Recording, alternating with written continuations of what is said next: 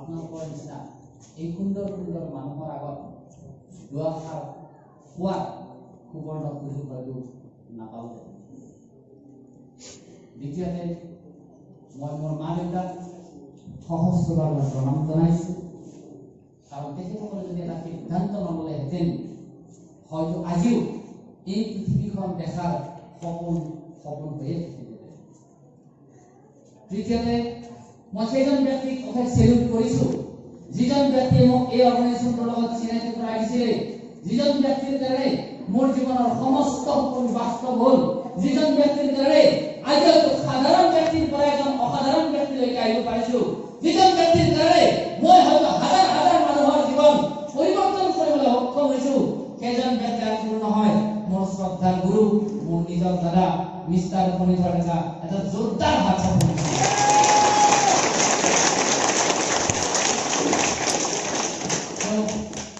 মোৰ নাম হীৰেন ডেকা। অলৰেডি আপোনালোকে মোৰ ভিডিঅ'টো চালে অনুভৱ কৰিব পাৰিছে যে আচলতে জীৱনটো কিমান কষ্টকৰ আছে।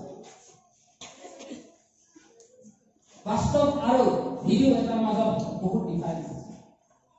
যদি মই বাস্তৱ কথা কওঁ হয়তো আপোনালোকে অনুভৱ কৰিব পাৰিব যে সঁচাকৈ হীৰেন ডেকাৰ লাইফ যদি এনেকুৱা আছিলে, সেই লাইফৰ যদি পৰাই যদি এনেকুৱা লাইফলৈকে আহিব পাৰিছে, ডেফিনেটলি আমাৰ তেওঁতকৈ বেছি আছে। গতিকে আমি কম সময়ৰ ভিতৰত 100% সাকসেস হ'ব পাৰিমেই। So, dear friends, ladies and gentlemen, ইয়াৰ প্ৰয়োজন নাই, ডিষ্টাৰ্ব লাগে। Now I am comfort. So, আজিৰ পৰা 13 বছৰ আগত মোক এই অৰ্গেনাইজেশ্যনটোৰ লগত চিনাকি কৰাই দিছিলে মোৰ দাদাই মিষ্টাৰ ফণীধৰ ডেকাই। কাৰণ তেখেত এজন সাধাৰণ অটো চালক, দিনটো অটো চলায়, নাইবা ৰাতি অটো চলায়, দিনত গাড়ীত অটো চলালে ৰাতি। তেনেকৈ সৰুতে কি হৈ গৈছিলে, পাইলছৰ প্ৰব্লেম, যাৰ ফলত দৈনিক লৈ যায়। মোক কোনোদিনে কোৱা নাছিল সেই সময়ত মই গুৱাহাটী কটন কলেজত মই পঢ়ি আছিলোঁ, মাষ্টাৰ ডিগ্ৰী পঢ়ি আছিলোঁ, আৰু সেই সময়তে মোক এই অৰ্গেনাইজেশ্যনটোৰ লগত চিনাকি কৰাই দিছিলে কিয় মিষ্টাৰ ইদুল আলীয়ে। তেখেতক জোৰ জবৰদস্তি এই অৰ্গেনাইজেশ্যনটোৰ লগত চিনাকি কৰাই দিছে। আমি বহুত মানুহ আছো যাৰ নেটৱৰ্ক বিজনেছ বুলি ক'লে এটা এলাৰ্জি থাকে, হয়নে? থাকেনে নাথাকে? কাৰ কাৰ আছে? মোৰো আছিলে, মোৰ দাদাৰো আছিলে, আৰু আপোনালোকৰ হয়তো বহুতৰে আছে। তেনেকুৱা অলপ আগতে এজন লিডাৰে কৈছে যে কোম্পানীৰ প্ৰডাক্ট বুলি ক'লে নিজৰে এলাৰ্জি এটা আছিলে, আৰু ঘৰৰ মানুহৰো থাকে। কোম্পানী বুলি ক'লে দৌৰ মাৰে, হয়? কোম্পানী তাৰমানে কিবা এটা আছে। So, সেই এটিটিউডটো মোৰ দাদাৰো আছিলে, মোৰো আছিলে, আৰু সকলোৰে আছে। So, মোৰ দাদাই মিষ্টাৰ ইদুল আলীক 1 মাহ সময় ঘূৰাইছে। আজি সময় নাই, কালি যাম, কালি নাই, সময় নাই, পৰহি যাম, আজি মোৰ গাতে বিভিন্ন ধৰণৰ অজুহাত দেখুৱাই কি কৰিছিল, ঘূৰাইছে। কিন্তু হঠাৎ একদিন এনেকুৱা এটা টান শব্দ কৈছে ইদুল আলীয়ে যে যদি আজি তই মোৰ লগত নোযোৱা, তই মই কৈ মাতে, আজি তই যদি মোৰ লগত নোযোৱা, আজিৰ পৰা তোৰ লগত আৰু ৰিলেশ্যন। ৰাতি ৰাতি দুয়োজনে গাড়ী চলাই যেতিয়া বন্ধুটো লাগে ৰাতি, তাৰ কাৰণে কি কৰিছিলে, দাদাই জোৰ জবৰদস্তি যাবহে লাগে, মই একো নকৰোঁ, যাবহে লাগে, মই একো নকৰোঁ, যা আৰু গুচি আহিম, কেৱল মই বন্ধুৰ খাতিৰ ৰক্ষা কৰিব লাগে। ঠিক তেনেদৰে দাদাই 2007 চনত জুন মাহত এই অৰ্গেনাইজেশ্যনটোৰ হেড অফিচ চাবলৈ গৈছিল। এনেকুৱা মিটিং হৈ গৈছিলে, কিবা শুনি আছে, কি কৈ আছে মাথাত সোমোৱা নাই। এটা BCM মেচিন, আপোনালোকে হয়তো মেক্সিমাম মানুহে গম পায় BCM মেচিনটো থোৱা আছিলে, আৰু সেই মেচিনটোক তেওঁ উঠাই দিছিলে। কিবা কিবি কৈছে, 80টা বেমাৰ ভাল হয়, নাগৰ প্ৰব্লেম চল্ভ হয়, পাইলছৰ প্ৰব্লেম ভাল হয়, বহুত কিবা কিবি কৈছিলে, ব্ৰেইনত একো সোমোৱা নাই। 3 মিনিট উঠাই দিছে, আৰু 3 মিনিট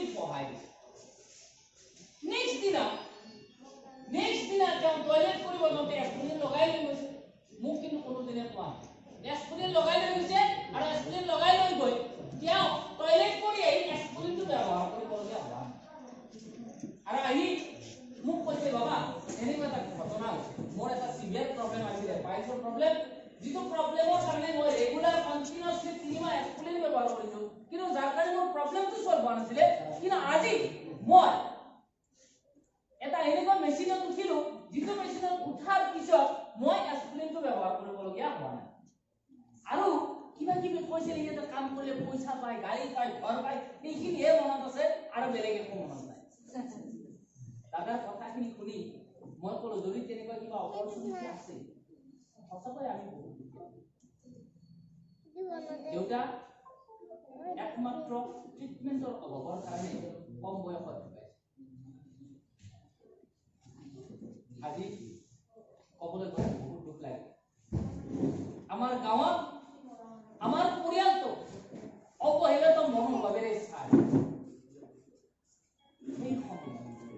কাৰণ আমি দুখীয়া 3 দিন 4 দিনলৈকে আমি ভাত খাব নাপাওঁ যাৰ কাৰণে বিয়া সভাত আমাক নিমন্ত্ৰণ নিদিয়ে নাইবা দিলেও তহঁতক পিছত আহি কিহৰ কাৰণে যেন আমি বেছি খাম কাৰণ আমি 3 দিন খাব পোৱা নাই যাৰ কাৰণে আমি অৱহেলিত মনোভাৱৰ আছো এটা লংপেনৰ জৰিয়তে 3 মাহ 3 বছৰ চলো প্ৰয়োজন আছে জানো নাই স্যাৰ নাই এটা লংপেনৰ জৰিয়তে বৰষুণ দিলে ওপৰৰ পৰা পানী পৰে এনেকুৱা দিন নাই যিটো দিনত বৰষুণ দিলে আৰু আমি শুব পাৰিম বনাবলৈ বিছনা নাই পইচা নাই যাৰ কাৰণে তামোলৰ গছ কাটি কাটি আমি বিছনা বনাওঁ ইমাজিন কৰক কেনেকুৱা পৰিৱেশত আমি আছো So my dear friends, সেই সময়ত যেতিয়া মোৰ দাদাই এই ইনফৰমেশনটো দিলে তেতিয়া মই কৈছিলো যদি কিবা ভাল অপৰচুনিটি আছে মইও যাম বলা চাওঁ গলো চালো দুইজনে চালো সোৱাৰ লগে লগে ইমান এক্সাইটেড হলো যে সঁচাকৈ যদি এই কোম্পানীত লাক্সাৰি গাড়ী পায় ঘৰে দূৰ পায় মাহেকত 1 লাখ টকা ইনকাম পায় হাই এটা ইনকামৰ অপৰচুনিটি পায় প্লাস 5টা জেনাৰেশনক যদি সিকিউৰিটি দিব পাৰো অসুবিধা একোই নাই কি কৰিব লাগে একো কৰিব নালাগে কি কেৱল কথা পাতিব লাগে নো প্ৰবলেম কথা পাতিব পাৰিম যাৰ কাৰণে সেই সময়ত 1200 টকাৰে এই বিজনেছটোৰ লগত জড়িত হোৱাৰ কাৰণে পইচা লাগিছিল আৰু সেই 1200 টকাটো হয়তো আমাৰ হাতত নাছিলে মিস্টাৰ ইদুল আলীয়ে 700 টকা ধাৰ দিছিলে আৰু দাদাই 500 টকা দি সেই সময়তে জইন কৰিছিলে আৰু সেই দিনটো 2007 চনৰ জুন মাহত যে দাদাই জইন কৰিলে তাৰ পিছতে মই টিউচনৰ পইচা পাই মই কি কৰিলো পিএনছৰ লগত জড়িত আৰু মাই ডিয়াৰ ফ্ৰেণ্ডছ যদি হয় প্ৰথম অৱস্থাত বহুত কষ্ট 3 মাহলৈকে একজন ব্যক্তি নাপাওঁ 3 মাহলৈকে এও কৈছো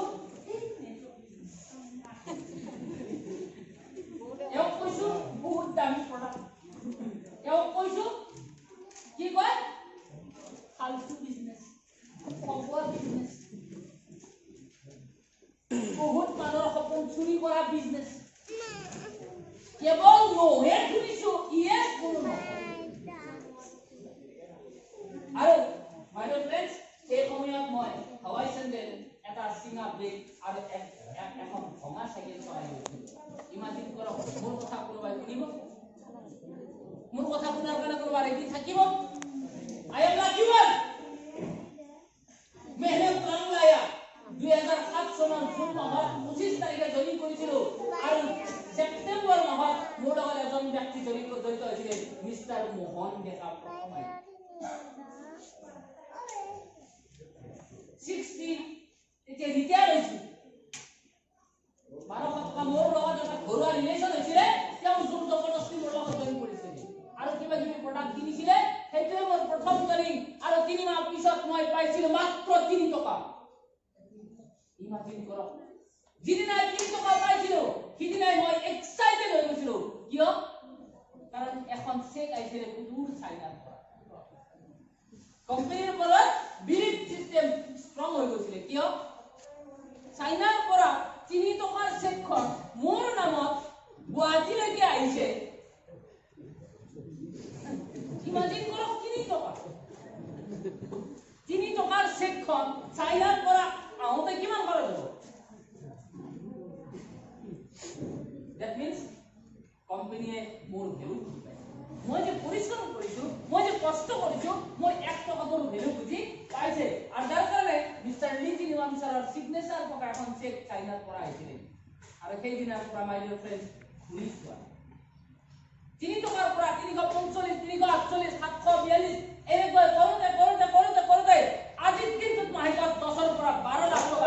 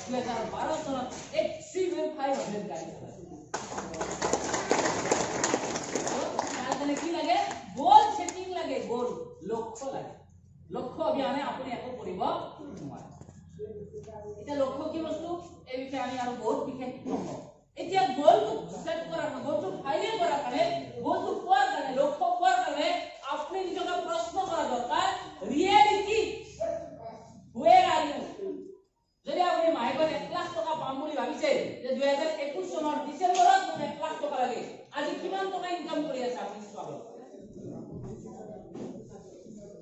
কিমান টকা আজি ইনকাম কৰি আছে আপুনি চোৱা দৰকাৰ যদি 10000 টকা ইনকাম কৰি আছে কি কৰিছে আপুনি তেতিয়া ফাইনেল কৰিব পাৰিব আৰু যদি মাটি 90000 টকা ইনকাম কৰিব লাগে আৰু কি কৰিব লাগে আপুনি ফাইনেল কৰিব পাৰিব ইট ইজ কল্ড ৰিয়েলিটি তাৰমানে আপুনি ক'ত আছে ইয়াৰ পৰা গুৱাহাটী যাব বিচাৰে গুৱাহাটীলৈকে যোৱাৰ কাৰণে আপুনি কিমান কিলোমিটাৰ দূৰত আছে তাৰমানে ৰিয়েলিটি নেক্সট কি থাকিব অপচন আপোনাৰ হাতত কি অপচন কেনেকৈ আপুনি 90000 টকা যদি 1 লাখ টকা ইনকাম কৰিম বুলি ভাবিছে আজি কিন্তু যদি 10000 ইনকাম কৰি আছে বাকি 90000 কেনেকৈ ইনকাম কৰিব আপোনাৰ অপচন কি আছে আপুনি চাব লাগিব দুধনৈৰ পৰা গুৱাহাটীলৈকে যোৱাৰ কাৰণে খোজকাঢ়ি যাব পাৰে গাড়ীলৈ যাব পাৰে প্ৰাইভেট কাৰ লৈ যাব পাৰে ট্ৰেইনত যাব পাৰে সুবিধা আছে না সো অপচন আপুনি ব্ৰঞ্জ কাৰ্ড জইন কৰাব পাৰে ৰেক আপডেট কৰিব পাৰে there are different types of options next tactics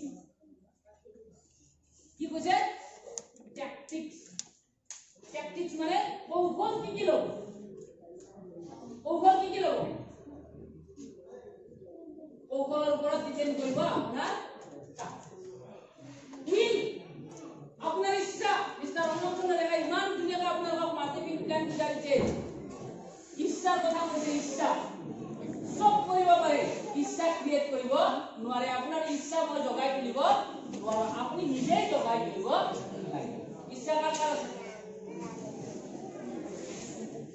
নিজৰ কাৰণে জোৰদাৰ আছে বুঝে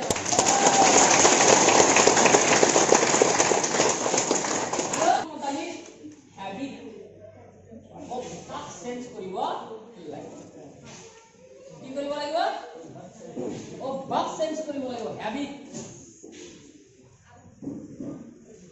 কাকাৰ হেবিট আছে কথা নকোৱা কাকাৰ হেবিট আছে লাজ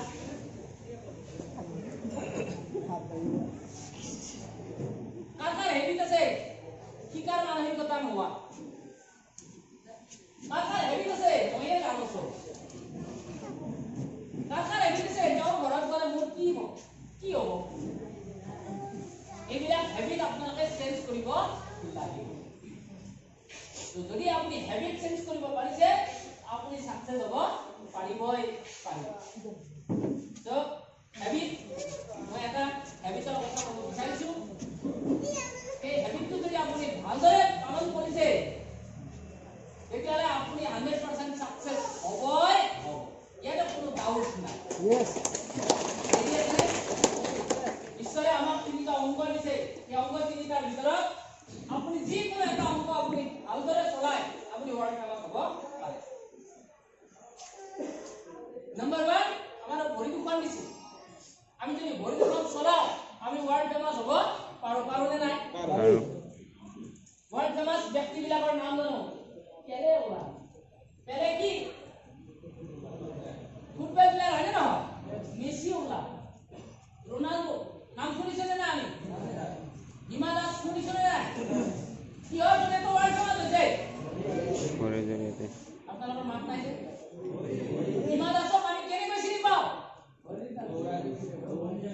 দৌড় প্রতিযোগিতার কারণে দৌড়িছে কি হয় জড়িয়ে হাতরে নে ভরি রে তারপরে ভরি রে মানুষ ওয়ার্ল্ড কাপ হবে পারে আপনাদের ভরি আছে নাকি আছে না ব্যবহার করে না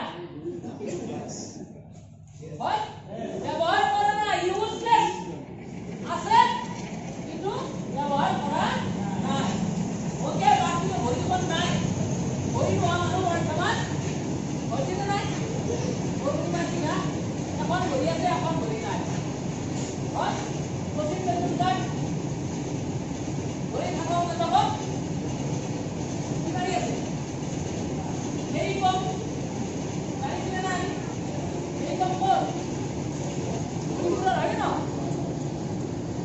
তো হাতও তো একটা ওয়ার্ড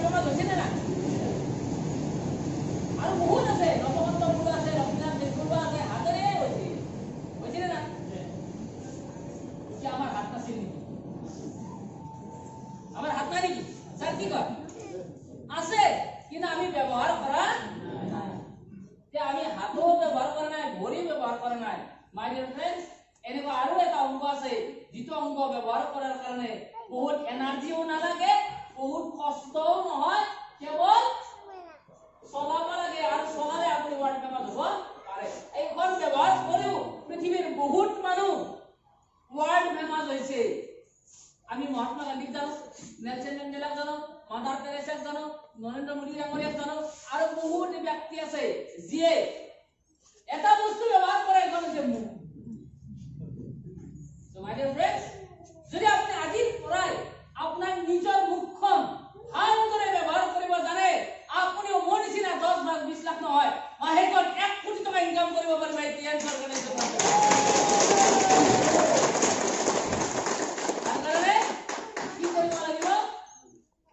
বেলেগ একো নহয়, এখন ৰচনা কি কৰিব লাগিব? মুখস্থ কৰিব লাগিব। কি মুখস্থ কৰিব লাগিব? ৰচনা এখন মুখস্থ কৰিব লাগিব। আৰু সেই ৰচনাখনৰ নাম হৈছে টিএনচি বিষয়।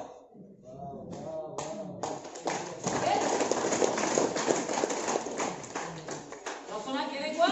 মই এটা ষ্টৰী কৈছো, আপোনালোকৰ ভাল লাগিব। এজন ল'ৰা ক্লাছ 4ত পঢ়ে, ক্লাছ 4ত ৰচনা আৰম্ভ হৈছে। ৰচনা লিখিব দিছে কি? গৰু বিষয় ৰচনা। কিমান ভাল হোৱা নাই, 1 নম্বৰ, তথাপি বেয়া হোৱা ধুনীয়া লিখিছে। নম্বৰ কাটিব পৰা নাই। কিমান নম্বৰ দিছে? 15 নম্বৰ।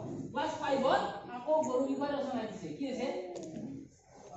এইবাৰ আৰু অসুবিধা নহয়, আগত যি ভুল বাকী হৈছিলে ধুনীয়া হৈ গৈছে।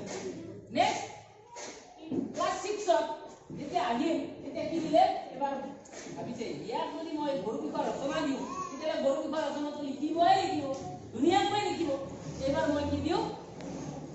বানপানী। কি দিছে এইবাৰ? বানপানী। ধুনীয়াকৈ লিখিছে যে বানপানী কাক বোলে 1 নম্বৰ যেতিয়া জানিব, তাৰ কাৰণে কি কৰিছে? এতিয়া বানপানীৰ বিষয়ে ধুনীয়াকৈ লিখিছে যে অসমৰ জ্বলন্ত সমস্যা হৈছে বানপানী। বানপানী কাক বোলে? বৰষুণৰ পানী যদি বহুত বেছি হয়, একেলগে যদি ভাঙি আহে, বিভিন্ন ধৰণৰ ক্ষয়ক্ষতি হ'লে তাকে কি বুলি কয়? বানপানী। অসমৰ এক জ্বলন্ত সমস্যা বানপানী। বানপানী বিভিন্ন ধৰণৰ ক্ষয়ক্ষতি হোৱাৰ লগতে অসুবিধা হয়। আমাৰ গাঁৱত ওচৰতো কি হয়? সাংঘাতিক ধৰণে বানপানী হয়, আৰু এই বানপানীত বিভিন্ন ধৰণৰ ক্ষয়ক্ষতি হোৱাৰ লগতে ধান খেতিও নষ্ট হয়, কিবাও নষ্ট হয়, লগতে গৰু ছাগলীও নষ্ট। যেতিয়াই গৰু আহিল, গৰু এবিধ 4 ঠেঙীয়া পোহনীয়া গৰু 4খন ঠেং আছে, গৰুৰ গাটো মেৰে ঢকা। গৰুৰ বিষয়ে যিমান লিখিব লাগে ৰচনাহে, লাষ্টত আকৌ এটা পেৰেগ্ৰাফ ধুনীয়াকৈ বানপানীৰ বিষয়ে লিখি 15 নম্বৰ দিছে। নেক্সট বাৰ কি আহিল? এবাৰ বানপানীও লিখিব, গৰু লিখিবা, কি লিখিম? পুথিভঁৰাল। কি বানপানী চাইছে, গৰু বিষয়ে পুথিভঁৰাল চাইছে। এতিয়া পুথিভঁৰাল যেতিয়া আহিল, পুথিভঁৰালৰ বিষয়ে ধুনীয়াকৈ লিখিছে। পুথিভঁৰাল কাক বোলে? কি কৰে? আমাৰ গাঁৱত এটা পুথিভঁৰাল আছে, পুথিভঁৰালৰ ওচৰত এখন খেলপথাৰ আছে, খেলপথাৰত ধুনীয়া ঘাঁহনি আছে, ঘাঁহনিৰ ওচৰত কি আছে? ধুনীয়াকৈ গৰুবিলাকে গৰু আহিল। যেতিয়াই গৰু আহিছে, গৰু আমি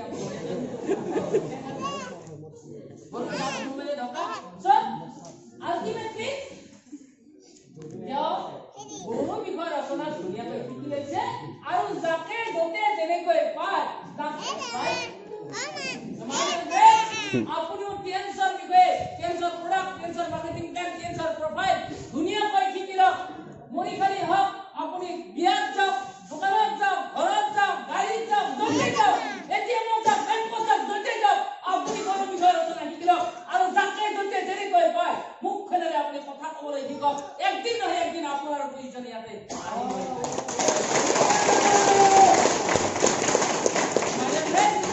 মই বেলেগ একো কৰা নাই, মই গৰু বিষয় ৰচনা ধুনীয়াকৈ শিকি লৈছো। দাদা মই এটা ৱৰ্ল্ড ক্লাছ অৰ্গানাইজেশ্যনৰ লগত কাম কৰোঁ, যাৰ নাম হৈছে টিএনচি। যিটো অৰ্গানাইজেশ্যনত কাম কৰিলে মানুহৰ স্বাস্থ্য সুন্দৰভাৱে ৰাখিব পাৰি, লগতে স্বাস্থ্যৰ লগত কাম কৰিলে কি দেখি আপুনি আপোনাৰ জীৱন কেৰিয়াৰ সুন্দৰ কৰিব পৰা এটা ৰাস্তা আছে। সেই বাদে ক'ব পাৰে। দাদা থ্যাংক ইউ আপনাৰ যদি কোনো প্ৰয়োজন থাকে আপনি মোক ইনফৰমেশন দিন আপনি বহুত লাইফ চেঞ্জ কৰা অপৰচুনিটি দাদা মই মোৰ লাইফ চেঞ্জ কৰিছো মোৰ দাদা বাইকৰ প্ৰব্লেম আছিল মোৰ 25 বছৰ এজন প্ৰব্লেম আছিল এইবিলাক প্ৰব্লেম এৰি দিয়া না কেউ ন কৈছে তথাপি তেওঁ বিনাশ কৰি কি কৈছো দুটা বেমাৰৰ কথা কৈছো তেখেতৰ কি হ'ল কোনোবা নহয় কোনোবা একদিন ক্লিক কৰিব অমুক ব্যক্তিজনৰ তো এনেকুৱা আছিল প্ৰব্লেম এই দাদা এনেকুৱা মই বিভিন্ন কামৰ ল'ৰাজন কৈছিলো এনেকুৱা প্ৰডাক্ট পাই গ'লে আপুনি ব্যৱহাৰ কৰি চাবচোন কিয় ব্যৱহাৰ নকৰে কিন্তু মোক এজন কাষ্টমাৰ আৰু তেনেকৈ কৰোঁতে বাইদেউ ব্ৰেক 3 মাহ পিছত যিজন ব্যক্তি আহিছিলে সেকেন্ড মিস্টাৰ অমল ডেকা থাৰ্ড মিস্টাৰ সিদ্ধান্ত সদানন্দ দাস ফোৰ্থ মিস্টাৰ মনিৰুল হোসেন এনেকৈ আজি এক ইঞ্জিনিয়াৰ এবং 1 লাখতকৈ বেছি মানুহ মোৰ লগত জড়িত কথা পাতিলে যে পইচা পায় কয়লা খনি খান্দিব লাগে নেকি মানুহে ডুবাই কয়লাৰ পৰা কি কৰি আছে কয়লা উলিয়াই আছে নে নাই পাহাৰৰ মাজত গৈ ৰাতিপুৱাৰ পৰা ৰাতিলৈকে ৰিক্সা চলাই আছে ঠেলা চলাই আছে আছে নে নাই ৰাতিপুৱাৰ পৰা ৰাতিলৈকে কোনো টোপনি নাই নাইট চুপাৰৰ গাড়ী চলাই আছে নে নাই ইমান কষ্ট কৰিব লাগে নেকি নালাগে মাই ডিয়াৰ ফ্ৰেন্ডছ মাত্ৰ মুখেৰে কথা পাতক কোনোবাই বেয়া ক'ব কোনোবাই ভাল ক'ব কোনোবাই সাপোর্ট কৰিব কোনোবাই ইয়েস ক'ব কোনোবাই নো ক'ব কোনোবাই চিন্তা কৰি চাব বুলি ক'ব যতে যতে যেনেকৈ পায় আপুনি কৈ থাকক একদিন নহয় একদিন আপোনাৰ লগত বিশ্বাসী 4 জন মানুহ পাবই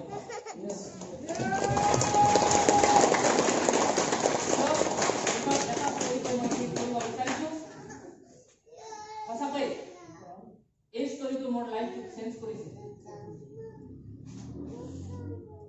এই ষ্টৰীটো মোৰ সাংঘাতিক ধৰণে মোৰ লাইফ চেঞ্জ কৰিছে ধৰক আজি দুধনৈ এৰিয়াত হিৰেন ডেকা মৰিছে হিৰেন ডেকা মৰিছে মোৰ লগত কোনো কাগজ পত্ৰ নাই হিৰেন ডেকা ৰাস্তাৰ মাজত পৰিয়ে খানা পুলিয়াও তো হ'ব সেইকাৰণে গাঁৱৰ মানুহে কি কৰিছে সেইখিনি এৰিয়াত সাপোজ মুছলমান মানুহে কি কৰিব খবৰ দিব লাগিব না খবৰ দিয়াৰ কাৰণে আপোনালোকে কি কৰে সাংগাৰী বনাই দেনা তাতে তো এনেকুৱা সাংগাৰী নাই গতিকে তাৰমানে বাহৰে কি বনাইছে সাংগাৰী বনাইছে আৰু হিৰেন ডেকাক তাতে তুলি দিছে আৰু তুলি দি কেইজন মানুহ লৈছে লাগিলে নালাগে জীবন পরিবর্তন করার কারণে মোক মৃত্যু মুখত করা মোক যদি শ্মশানত নিয়ার কারণে মোক কেইজন মানুহ লাগে মই চিনাকি নে অচিনাকি মোৰ ব্লাড গ্ৰুপ কি আছে চাইছে নে মই হিন্দু নে মুছলমান চাইছে নে মোক কেইজন মানুহ লাগিছে শ্মশানত নিয়াৰ কাৰণে 4 জন যদি এজন মৃত্যু হোৱা মানুহে নিজক অচিনাকি ঠাইত কবৰস্থানত নাইবা শ্মশান ঠাইত নিয়াৰ কাৰণে 4 জন মানুহ গোটাব পাৰে মই জীয়াই থকা দিনকেইটাত 4 জন মানুহ মোৰ জীৱনত মই গোটাব নোৱাৰিম যে মোৰ লাইফটো চেঞ্জ